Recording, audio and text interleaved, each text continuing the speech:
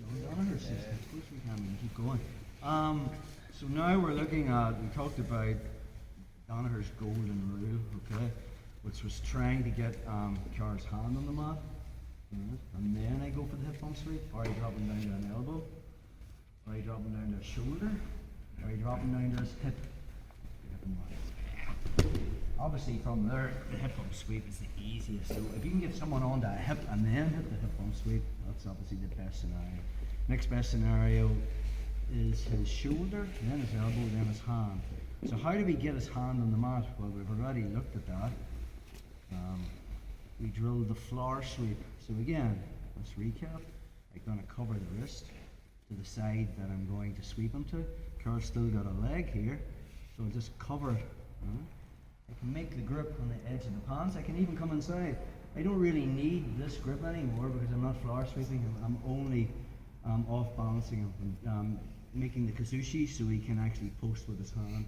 So now I underhook and I just kick him over. A lot of the times, many times does this happen when they actually put their hand on the mat and they've actually stopped the floor sweep. We just abandon the floor sweep. From here I just let go and I put two hands on the mat. I get my head higher than Carl's and I just hit him with my hip on top. Okay. Sometimes they won't. That's the most common reaction, where when I tie this up, I cover the foot on the same side I'm sweeping. I can make the grip, and then when I pull forward, the most common reaction is Carl will post with that same hand. That makes sense. Now from there, all I do is I just let go and I put two hands on the mat, and I get my chest facing the mat, and now I just hit him with my hip, and I'm on top. Sometimes what can happen is I make that grip, and I plant my foot on the mat, and I kick over. Sometimes what happens is Carl can post on that elbow. Right? So now it's not the best scenario. Obviously the hip is better, right? But I can put two hands on the mat. Same thing. Get my head higher than Carl's. My chest is facing the mat, and now I just hit him with my hip. We're back up again. Sometimes you can make the grip at the elbow, which means when I go for this, Carl can let go of the lapel and actually make a post with his hand. So now we've got his hand on the mat. This golden rule of make him put his hand on the mat. So again, I'm just abandoning the floor sweep and I just get into that press up position. Okay. What's going to happen is Carl's probably going to body lock me, and then I just put my chest towards the mat. Sometimes when you really hit the floor sweep very, very hard, you'll put him on the hip. So I'm here, okay, and I make my grip and I actually get him right down to his shoulder.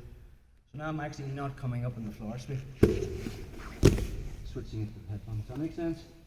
So there's really two sweeps there. So Danaher keeps talking about how we want to either get his hand on the mat, his elbow on the mat, his shoulder on the mat, and his hip on the mat. Once we do that, that's the perfect conditions to actually put the hip bump sweep. But we'll just drill the main reaction, which would be posting with this hand. If you've ever tried to hit the floor sweep, it's 9 times out of 10 this is what they're going to do.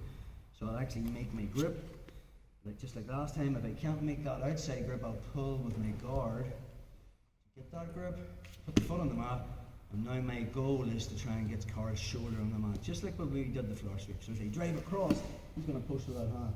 And you get to here and you think, oh, I can't get any further. You just let go, put two hands on the mat and get my chest facing towards the mat. Now it's a battle picking him up on top. Go. My head's higher than his, my hips are higher than his. Okay, let's play with that.